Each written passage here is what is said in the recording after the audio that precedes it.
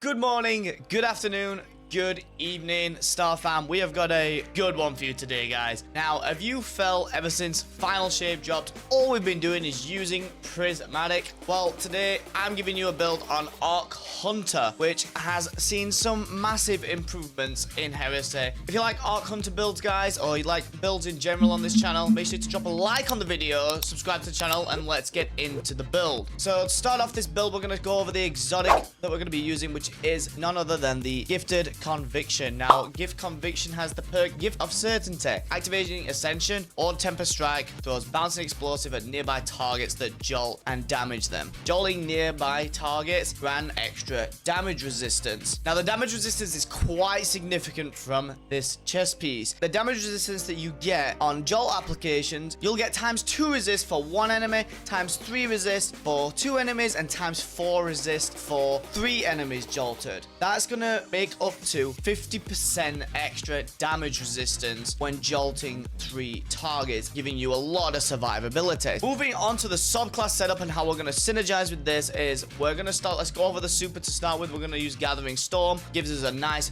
big damage super. Now, what's really cool about this super right now is we can pair it with the artifact mod Limit Break. So while ever we are under an elemental buff, our super gets granted an extra 30% damage. So if you honestly are in a boss encounter and you swap to Star Eaters because you like to hot swap or whatever, it's gonna have a massive damage super on bosses or big shutdown super for champions, etc.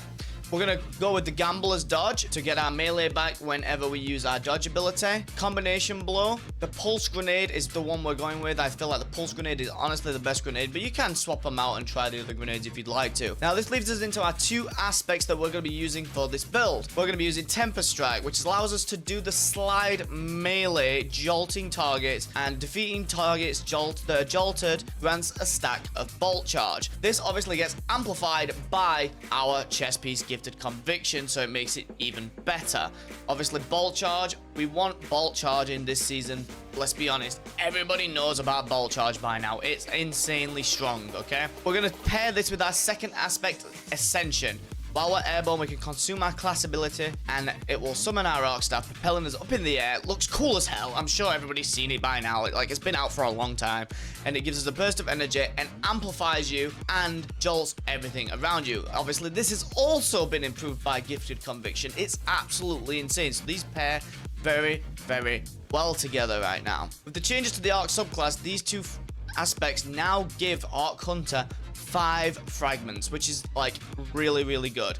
So we're going to start off with Spark of Resistance. It's going to give us an extra damage resistance when we are surrounded by combatants. Next, we're going to use Spark of Shock. Spark of Shock allows us to basically jolt any enemies with our arc grenades. Third fragment, Spark of Magnitude. It just makes our pulse grenade or lightning grenade or a storm grenade, whichever one you choose. Obviously, we're going with the pulse grenade, but it just makes them last longer and has an extended duration. That's it. Next one, we decided to go with Spark of Beacons. While you're amplified, your arc, special, or heavy ammo weapon final blows create a blinding explosion. When you create a blinding explosion, it's really good for champions. You can stun unstoppable champions with the blinding effect of this. And then we're going to cap it off with the final fragment, Spark of Frequency. Melee hits, or aka Temper Strike, that you're going to be using quite a lot. Your equipped weapons reload speed and stability are improved for a short duration. Now, this is not the part we're looking on this fragment. It's very nice, don't get me wrong.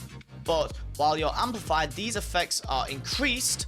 You will also gain increased stacks of Bolt Charge from all sources. So more Bolt Charge, more ways to just destroy enemies. All this subclass is what's really good about it is it pairs really well with the artifact right now. So you can, depending on what weapons you're using, if you're using arc weapons, it's completely fine. But if you throw void weapons on, I've been using Corrective Measure from Bog since the rework, and I've been using things like Volatile Marksman, Maligned Harvest, Void Flux, things like that. The ones that we're going to touch on today that are really, really strong with this is, obviously, if you're using arc stuff, you can use Overclock and Load, which is while amplified, and Bolt Charge. Arc weapons gain increased handling and increased reload speed. Obviously, Queen Breaker is really strong right now, so it's one of the things we've been using. Dielectric. Defeating arc debuff targets grant Bolt Charge. With between the chest piece, Gifted Conviction, your grenades from Jolt, your melee, Ascension, Literally everything is going to be arc debuff, so you're always going to get bolt charge. Next one, flashover. When you gain maximum bolt charge, you're going to be become amplified, and the lightning bolt will deal more damage. This is a very, very strong mod. If you don't know about this yet, honestly, you've been kind of living under a rock. But if you do, then if you know, you know. Basically, that's it. It's kind of what it is. And then we're going to cap this off with Defibrillating Blast. Studying a champion grants max stacks of bolt charge. Triggers an arc bolt that heals you and jolts combatants. It damages you. This heal is way more, like, way better than I can even explain. It's so strong. Make sure you use these arc mods in the artifact. The one that I missed, actually, sorry, as well, defeating exhausted or severed targets with arc damage that releases a blinding burst. So if you, like, overload something, because exhaust is applied by overload, disrupting combatant, or if you're using any of the weapons like that have the psycho hack or subjunction origin trace, this becomes really, really strong as well, so you can use this too. Or if you're using any of the trace rifle mods, you can use those with the like arc trace rifles, like Cold Heart's really good as well, and things like that. Let's go over the mod setup. On the helmet, you can either choose to use double hands-on, which obviously if you're using a lot of your melee, you can get super energy from melee kills. Depending on what I've been doing, I've been using heavy ammo finder, heavy ammo scout, and a siphon to match the weapon that I'm using. If I'm doing something completely different where I don't need these, I'll run hands-on.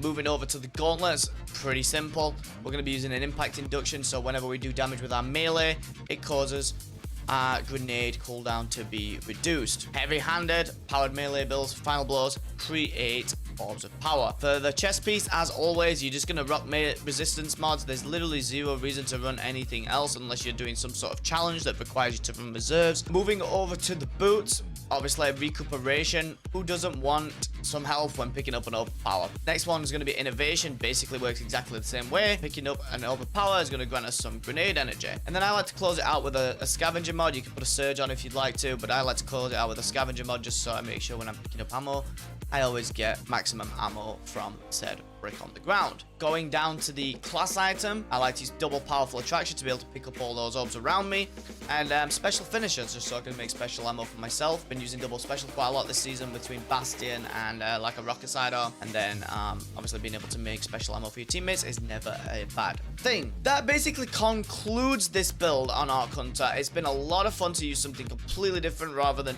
using the same old builds we've been using since Final Shape, guys. Let me know down in the comments what you've been using and what build you've been thoroughly enjoying this season. I know it's been mixing it up a little bit. It's been kind of nice and refreshing. I'm not gonna lie. Episode Heresy has probably been the best episode we've had so far for 3 episodes. Let me know what you think in the comments. And if you like this video, guys, make sure you drop a like, subscribe to the channel, and I'll see you guys in the next one.